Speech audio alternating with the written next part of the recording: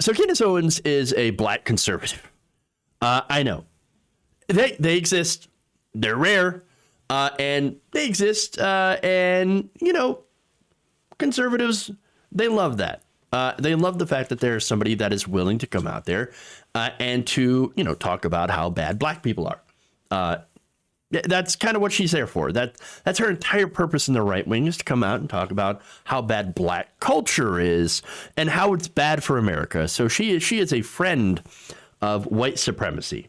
And so in keeping with her role that she is paid handsomely for, she decided to go on a bizarre attack against black figures that are in the news, starting with George Floyd. So now here's what she said about George Floyd. This is nothing new. We've turned George Floyd, a criminal drug addict, into an icon. Now, this is timely because today marks the first day of the trial of Derek Chauvin. Chauvin, of course, is charged with second-degree murder, third-degree murder, and manslaughter for his role in George Floyd's death after kneeling on his neck for nearly 9 minutes after, of course, 6 minutes, Floyd had become unresponsive. And Officer Kung actually couldn't find a pulse. The crowd, of course, had asked him, hey, check and even see if he's still alive. He went limp about 6 minutes in. And, okay, check him. Well, he was checked. He was non-responsive, couldn't find a pulse after 6 minutes. And still, Chauvin kept his knee on him for almost 3 minutes longer. This happened, of course, over an alleged counterfeit $20 bill. Chauvin's defense, of course, is that George Floyd didn't die because the officer was choking off his blood flow with his knee. No. It's because he was doing drugs. He had fentanyl in the system, and it was pre-existing heart conditions and all that stuff. Okay, but the thing that precipitated his death wasn't those two things. He would have been fine had it not been the officer kneeling on his fucking neck. I'm just saying. All right, so now anyway, the kneeling on the neck reduces blood flow to the brain. There's a reason, of course, this is used by officers to subdue people, because it's actually pretty effective at subduing people. You know, because there's less blood going to your brain. And now, of course, you add to that being manhandled, forced onto the pavement, having a knee on your neck. You know, after a confrontation with police officers, that's going to cause some issues. It's going to increase the level of adrenaline in your system. It's going to turn you into fight or flight. It's going to impact your health. And of course, if you have pre-existing heart conditions, or if you have, you know, a drug in your system, well, that's not going to be good for your health. Okay. In fact, after approaching the car that George Floyd was in, after his, you know, he basically went to the store, tried to buy some cigarettes. They told him, no, you've got a counterfeit bill. You need to leave, and then we're going to call the cops on you. And that's what happened. Thomas Lane, first to arrive on the scene with his partner, approached the car with guns drawn. Well, now that's an interesting way to start things off. Now, of course, that's going to start bringing people to holy shit anxiety, because I have an officer here with a gun drawn on me, and I didn't even do anything. So there's that. Draw the gun, say, raise your, you know, show your hands. Mr. Len then, according to prosecutors, put his hands on Mr. Floyd, pulled him out of the car. Floyd then actively resisted being handcuffed because, of course, this officer runs up on him with a gun drawn, rips him out of his car. So, yeah, there's going to be a little bit of a struggle. Okay? Not good. Once handcuffed, though, Mr. Floyd became compliant after Mr. Lane explained that he was being arrested for passing counterfeit currency. Court transcripts from police body cameras also showed Mr. Floyd appears cooperative at the beginning of the arrest. That strange thing about, you know, what is they keep saying, like, oh, don't resist then, and you won't have anything to worry about. You won't die if you won't resist. Well, he's being cooperative. Following what the officer said, they still ripped him out of his car. And then, not only that, but he repeatedly apologized to the officers as they approached his parked car. Mr. Lane then asked Mr. Floyd to show his hand at least 10 times before ordering him to get out of the vehicle. Of course, look, if you're on fentanyl, which he was a little high, okay, you're not going to be able to follow police commands. Is that something that is worthy of death? If you ask a conservative, they say absolutely. Now, if you ask any other rational people, you're going to say, well, all right, I can see how that could be a problem. And I could see how maybe you're not like comprehending or understanding the instructions that you're given.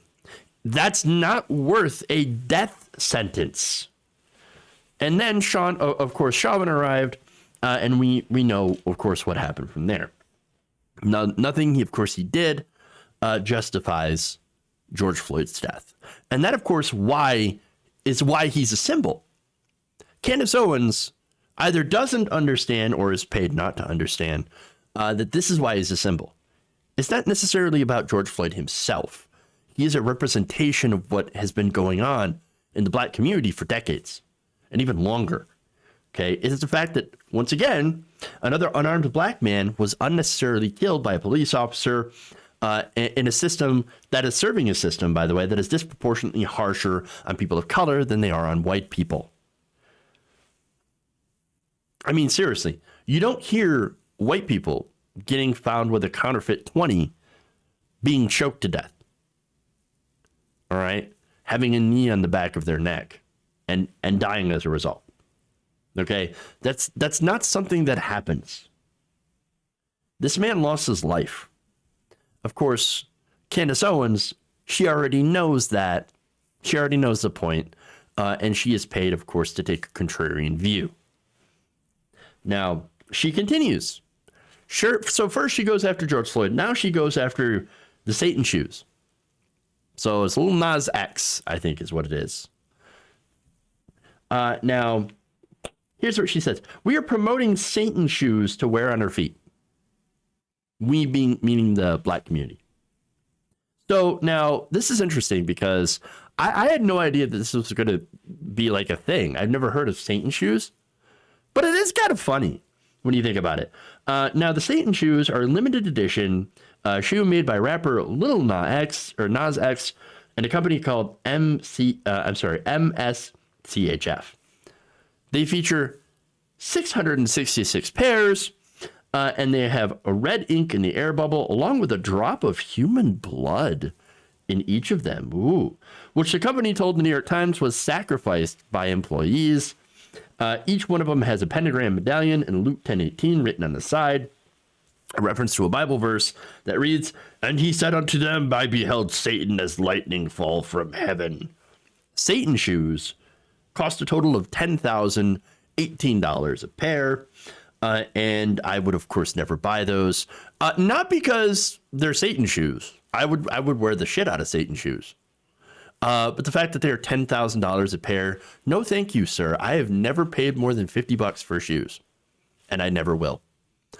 Call it like the cheap, just call me cheap. I would never pay more than $50 for a pair of shoes. Okay. And that's it. That's what happens. All right. I'm just a cheap person.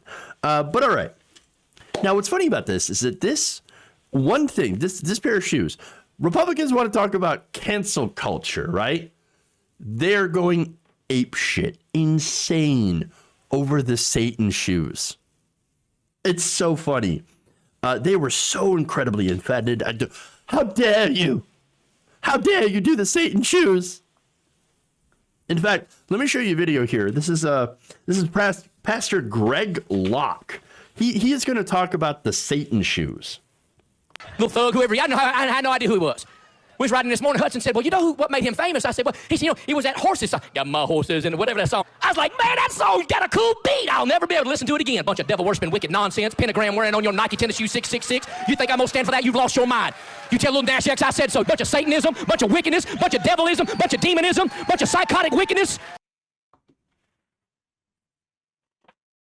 Whoa! Cocaine is a hell of a drug.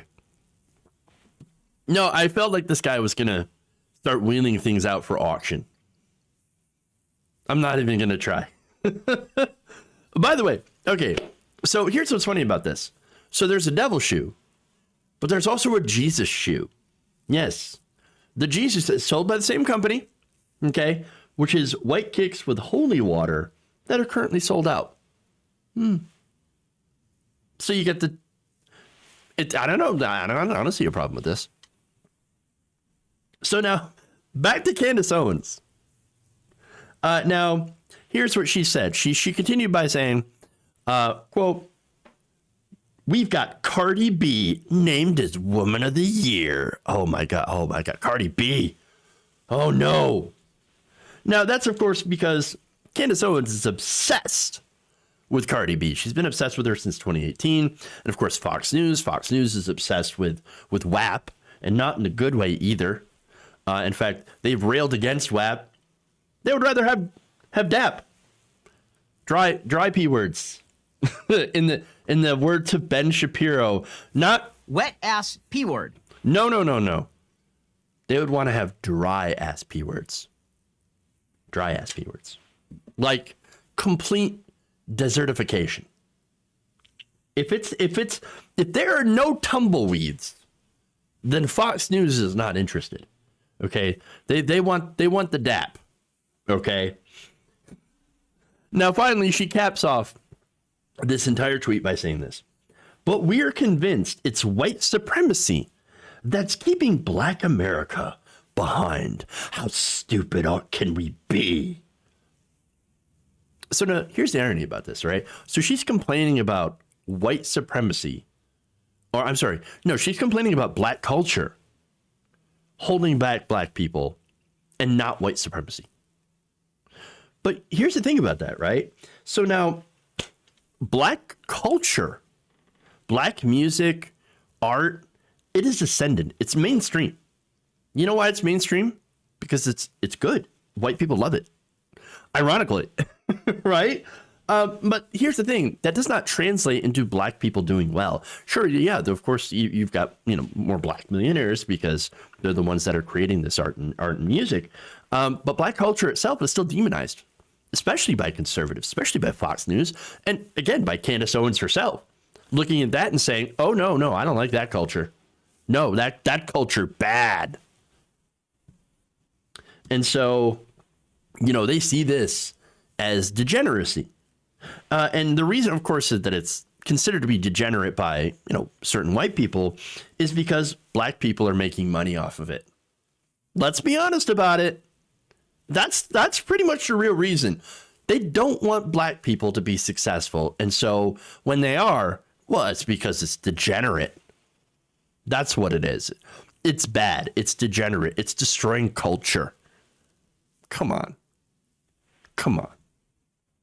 And so they hate it. And of course, Republicans, they love to cancel people anyway. And that's just part of what this is. They want to cancel little Nas X and Cardi B. They want to, of course, dismiss even more of an important point. They want to dismiss BLM's call for changing policing in this country by, of course, smearing a dead man. And that's really, really important there. That's probably the biggest, most important point. She would go that low to smear a dead man. But it doesn't really matter because for Candace Owens, it's always been about her getting ahead instead of anyone else. If you enjoyed this video, please give us a like and share with your friends. You can subscribe and help out the channel by becoming a patron. It's patreon.com/Jeff Waldorf, or you can become a channel member as well by hitting the join button below.